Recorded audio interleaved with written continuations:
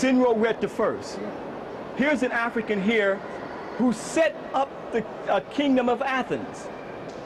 Not only that, conquered into southern Russia, what is called Black Georgia today.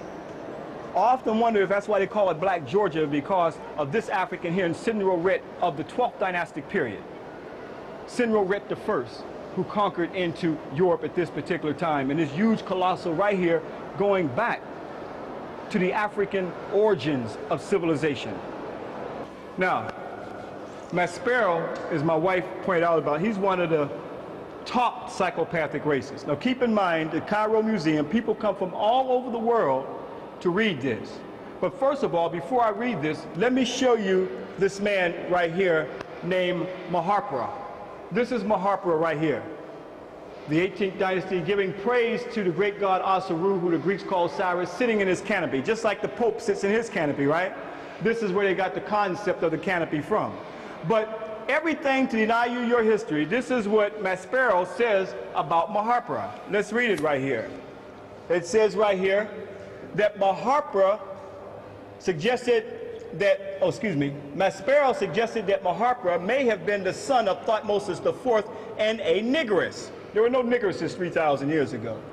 At any rate, on a copy of the Book of the Dead found in a tomb and now exhibited on the wall of this room, Maharpura is depicted with his face black instead of the normal red. They were also the normal black. A detailed examination of his mummy, which showed that he died at about 20 years of age, also showed that he was negroid, but not actually a Negro. How did you do that? Now this is psychopathic racism at its best. So Maspero made it a point to make sure that he would plant in all people's mind, he's negroid, but not actually a Negro. What is a negroid, but not actually a Negro? That's like saying he's Caucasoid, but not actually a Caucasian.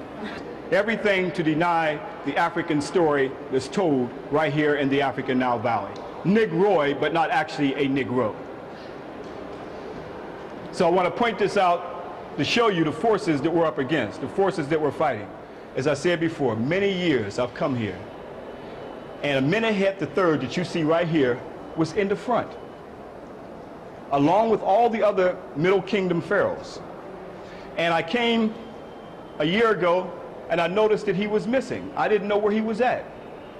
And it wasn't until I came back, after searching throughout all the museum, I find him in the back corner. In this back corner with pieces that you see are broken up.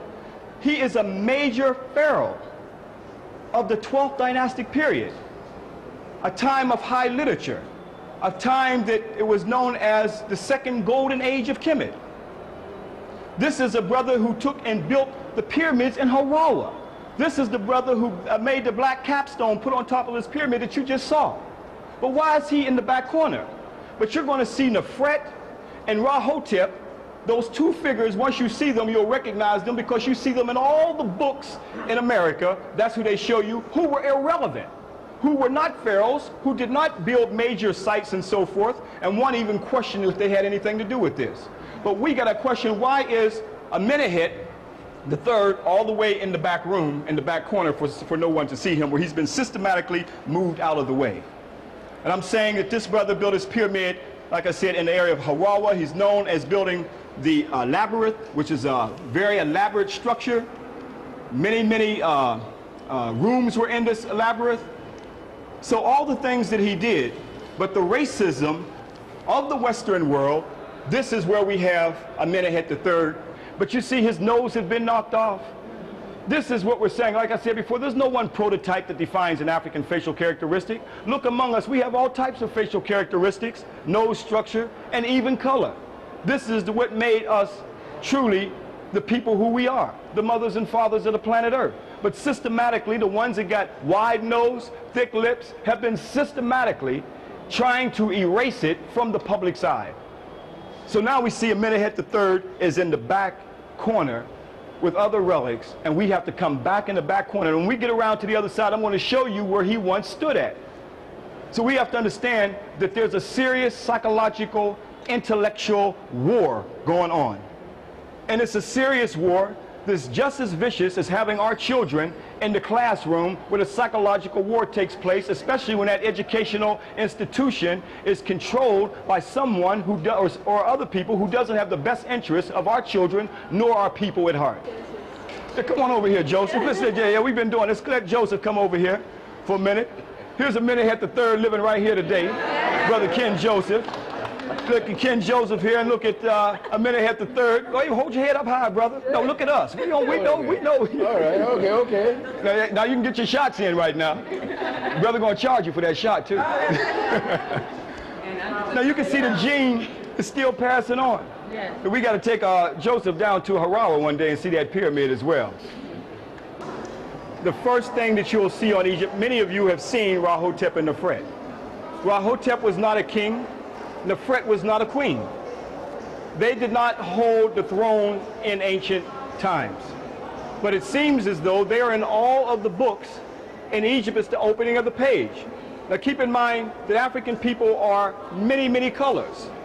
I've traveled throughout the African continent. There are many, many shades of color of African people. But the point that I want to specifically point out here is the fact that Nefret and Rahotep are the ones who stand out in all the books. So when you get the books, they have selectively gone through here and have, as we know in America, a thing called passing. So they have systematically passed certain colossal pieces and so forth and artifacts. So Rahotep and Nefret are the ones who stand out in all the books, but when I showed you Amenemhat III, who should be standing right here because he was a pharaoh on the throne, who made the world's oldest road, built a pyramid in Harawa. They were not pyramid builders.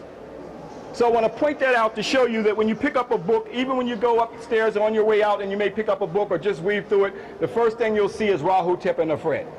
And you will not see some of the other African pharaohs that have been systematically taken out of the Cairo Museum. I remember back in 1985, he's no longer in the Cairo Museum.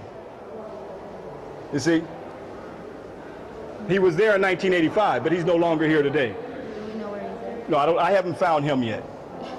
But I'm saying how Europeans systematically design Egyptology for people when they open up books to give you the impression that this is a white civilization.